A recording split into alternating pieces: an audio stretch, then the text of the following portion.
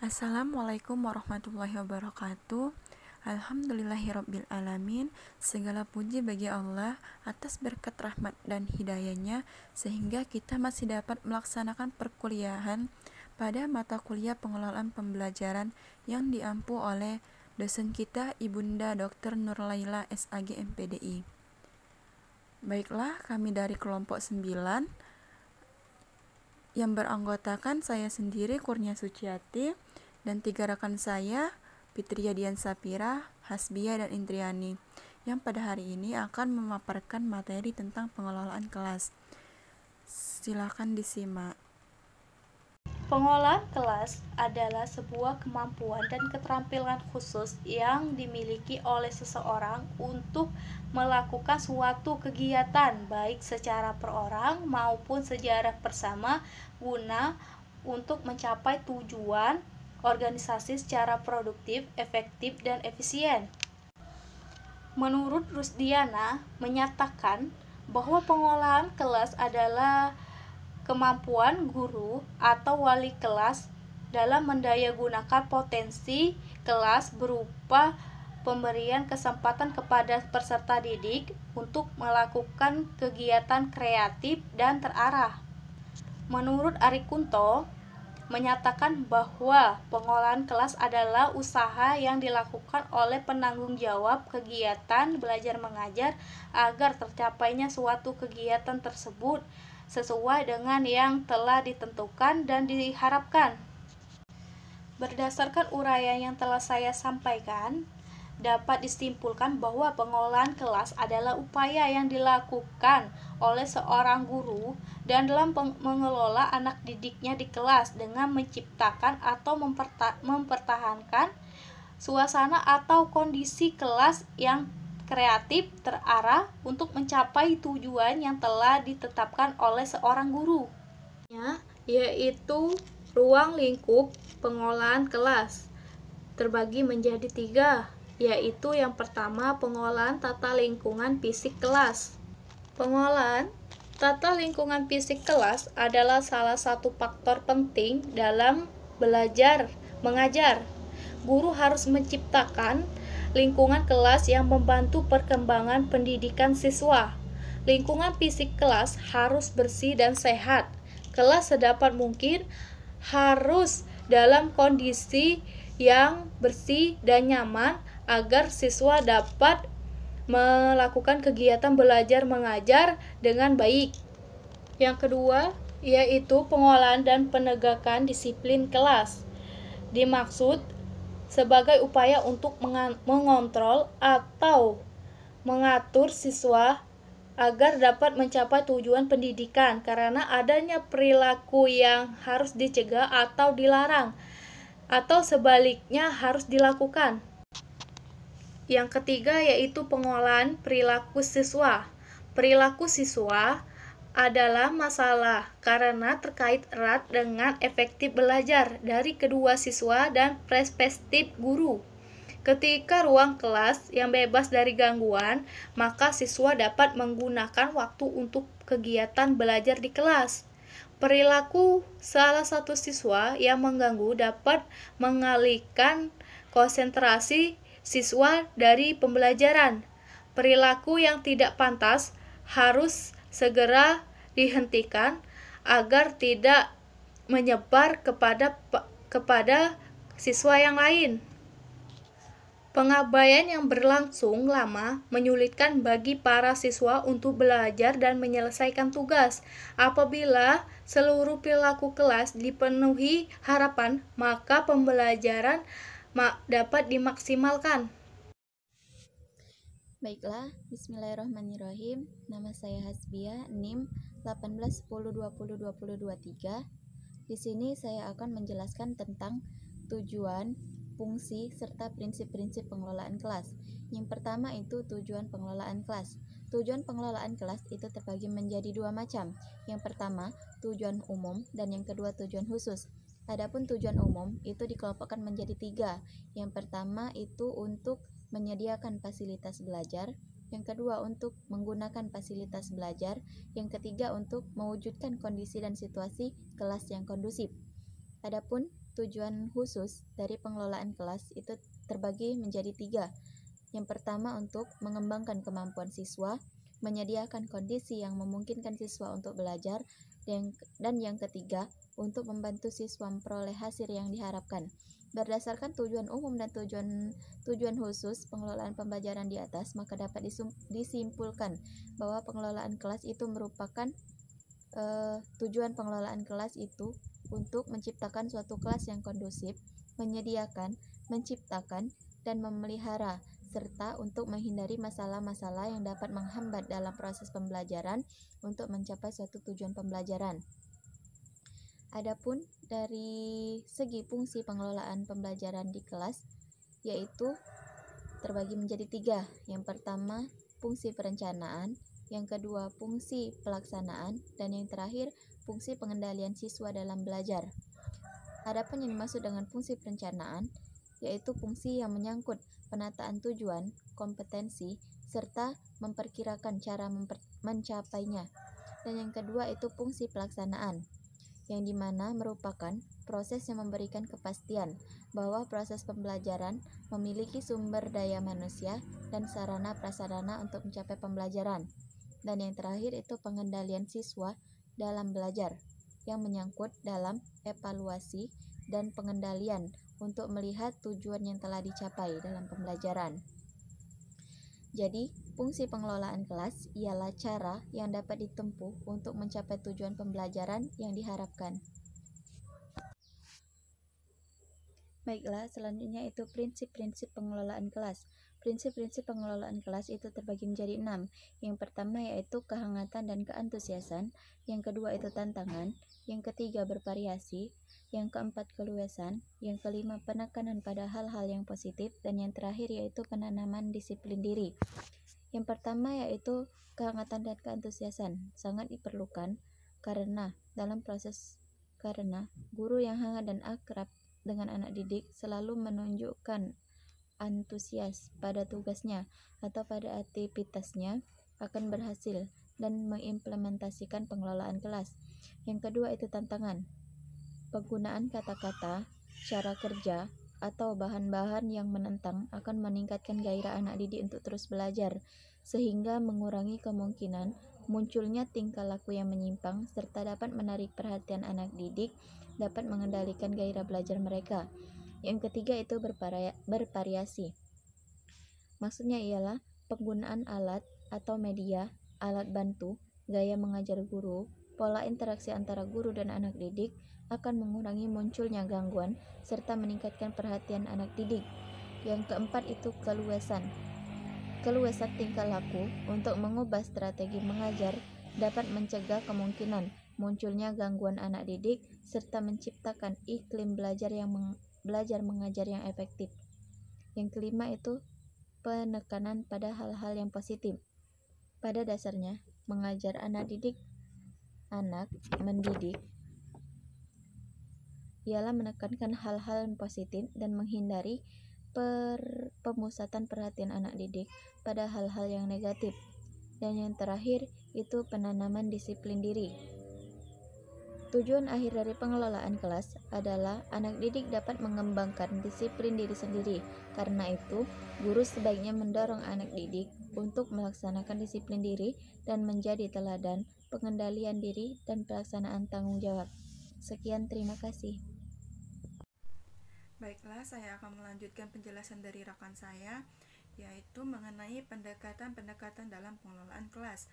Makna dari pendekatan itu sendiri yaitu cara untuk memulai sesuatu. Artinya, pendekatan dalam pengelolaan kelas yaitu cara seorang guru untuk melakukan interaksi kepada peserta didik agar proses pembelajaran dapat berlangsung secara kondusif. Adapun pendekatan-pendekatan dalam pengelolaan kelas terbagi menjadi 9. Yang pertama yaitu pendekatan kekuasaan, pendekatan ancaman, pendekatan kebebasan, pendekatan resep, pendekatan pengajaran, pendekatan perubahan tingkah laku, pendekatan sosio-emosional, pendekatan proses kelompok, dan yang terakhir yaitu pendekatan elektik atau pluralistik. Pendekatan kekuasaan. Dalam pengelolaan kelas, pendekatan kekuasaan diartikan sebagai suatu proses untuk mengontrol tingkah laku peserta didik. Peranan guru di sini adalah menciptakan dan mempertahankan situasi disiplin kelas. Dalam proses pembelajaran, faktor disiplin menjadi kekuatan utama untuk mencapai situasi kelas yang kondusif. Oleh karena itu, guru perlu menekankan kepada peserta didik untuk mentaati peraturan yang telah ditetapkan sebelumnya. Berbagai pengaturan itu ibaratnya adalah penguasa yang harus ditaati. Oleh sebab itu, guru harus mampu melakukan pendekatan yang baik kepada peserta didik melalui peraturan ini dan bukan atas kemauannya sendiri. Pendekatan ancaman. Pendekatan ancaman dalam pengelolaan kelas yaitu mengontrol peserta didik, namun dalam bentuk ancaman seperti melarang, memaksa, menyindir, dan mengekang. Namun, dalam pengelolaan kelas ini, bentuk pendekatan ancaman ini seharusnya tidak terlalu sering dilakukan. Selanjutnya, pendekatan kebebasan. Dalam pengelolaan kelas, guru melakukan pendekatan dengan semaksimal mungkin memberikan kebebasan kepada peserta didik selagi hal yang peserta didik lakukan tidak menyimpang dari peraturan yang telah ditetapkan sebelumnya. Peran guru di sini yaitu memberi kebebasan kepada peserta didik kapan saja dan di mana saja untuk melakukan sesuatu dan untuk menceritakan pengalaman yang ia rasakan. Pendekatan resep. Dalam pengelolaan kelas, guru melakukan pendekatan resep, yaitu satu daftar yang menggambarkan apa yang boleh dan yang tidak boleh guru lakukan dalam mereaksi masalah dan situasi di kelas. Pendekatan resep ini menggambarkan tahap demi tahap apa yang harus dikerjakan oleh guru. Tidak ada salahnya apabila guru meminta kepada siswa untuk mengemukakan apa-apa yang mereka tidak sukai dari cara guru itu mengajar, serta seperti apa yang mereka inginkan, agar proses pembelajaran tersebut dapat berlangsung secara maksimal. Pendekatan pembelajaran.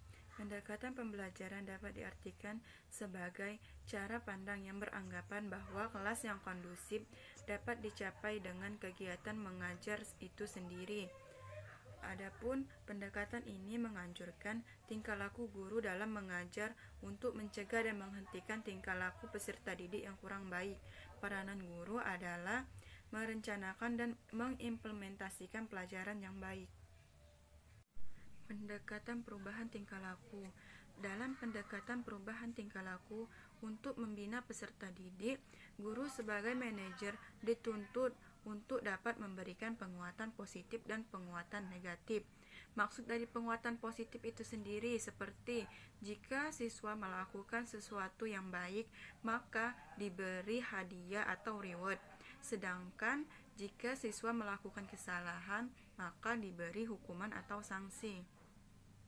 Pendekatan sosio-emosional. Menurut pendekatan ini, pengelolaan kelas berarti suatu proses untuk menciptakan iklim, suasana emosional, dan hubungan sosial. Maksud dari suasana dan hubungan sosial ini yaitu adanya hubungan baik antara guru dan peserta didik, dan peserta didik dengan peserta didik di dalam kelas. Pendekatan proses kelompok.